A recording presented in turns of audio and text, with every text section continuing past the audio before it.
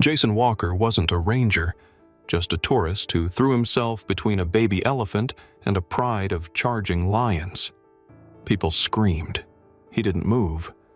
Then the ground began to shake.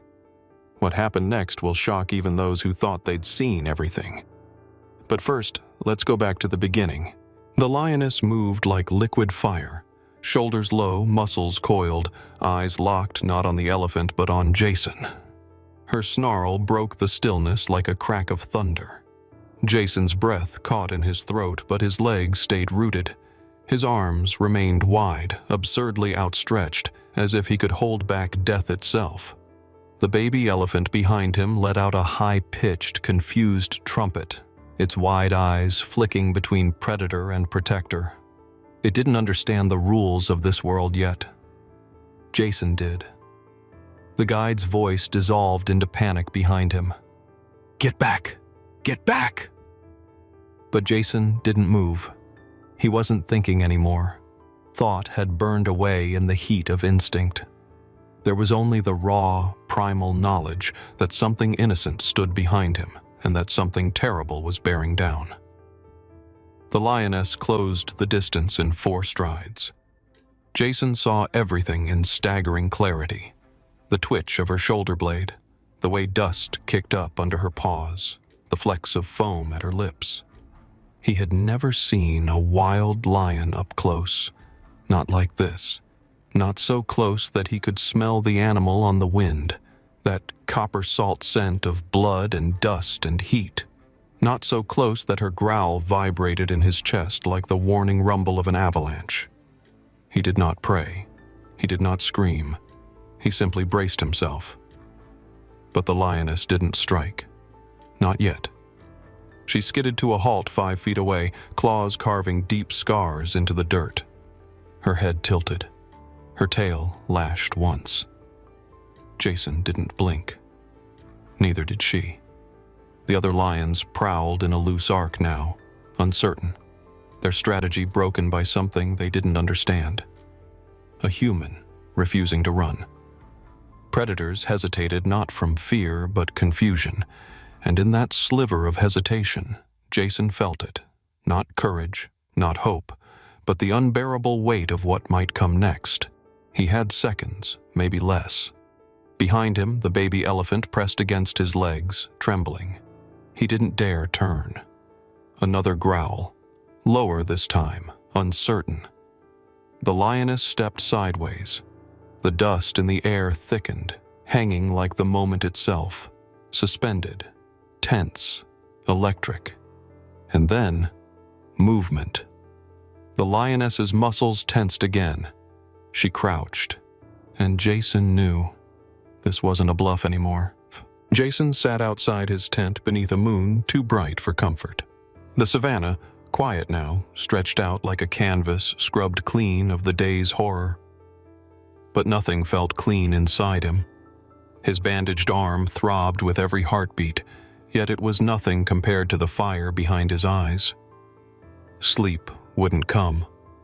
Peace wouldn't come. Just the memory of glassy camera lenses and wide, useless eyes watching him from the safety of the Land Rover. They'd had time. Precious seconds.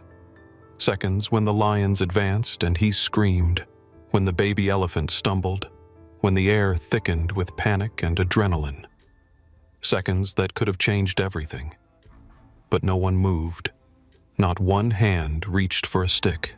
Not one foot touched the ground in his direction. They watched. He saw their faces even now, some frozen in shock, others visibly calculating the risk, the liability, the viral potential of a man dying on film. Jason had seen war zones in documentaries. He'd seen people freeze in traffic accidents. But this was different. This was willful paralysis. And what burned deepest was that they weren't evil people. They weren't cowards in the usual sense. They were mothers, teachers, retirees, travelers. Good people, probably. People who volunteered at soup kitchens and recycled and posted hashtags about saving the planet. But when it mattered, when a living being stood 2 breaths from death, they chose nothing. The rage felt like oil in his chest. Slick, heavy, flammable. He thought of the guide. Paul, was it? A man with years of experience, who'd seen poachers and snake bites, who had a rifle mounted beneath his seat but hadn't touched it. Jason didn't hate him. Not exactly. He hated what Paul had become. An employee shackled by policy. A man so bound by fear of lawsuits and job loss that he'd rather let something die than lift a finger out of regulation. Jason didn't speak to the others over dinner. He hadn't spoken since the lions fled.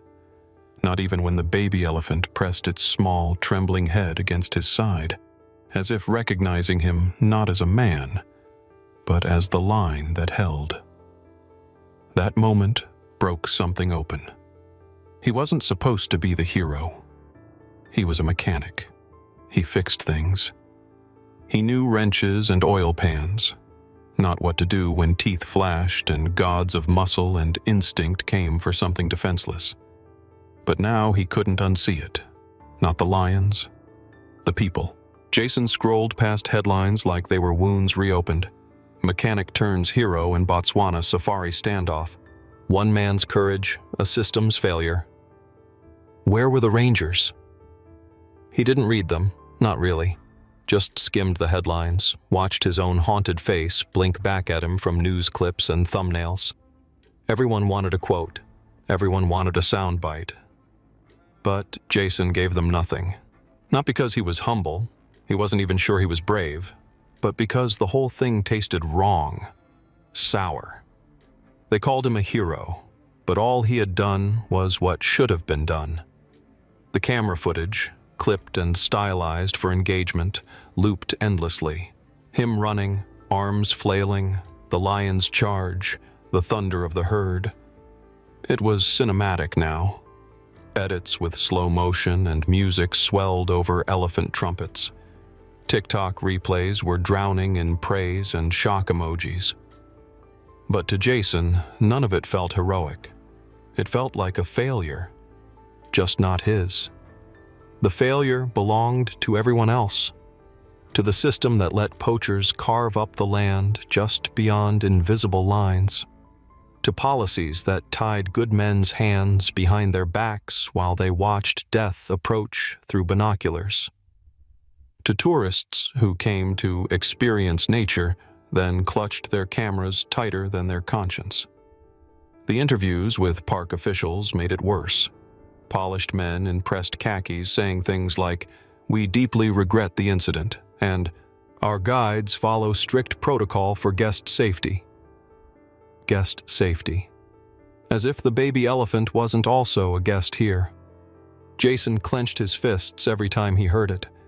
Not because of what they said, but because he knew they believed it.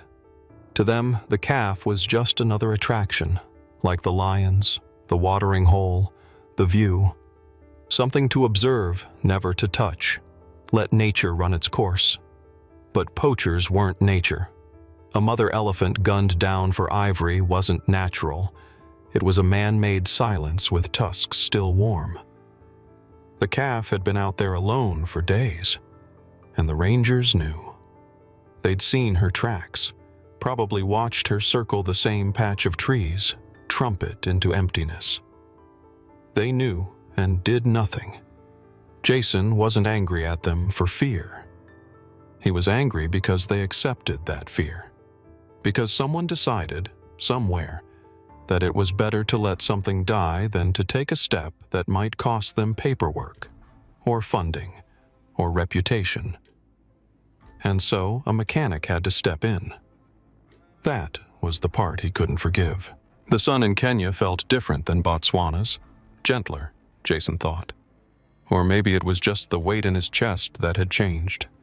The sanctuary was quiet this morning, dew still clinging to the grass like a promise. He hadn't come for a photo op. He hadn't even told anyone he was arriving, but someone had whispered, and word had spread. Now, a small group lingered behind the fence, hushed, waiting.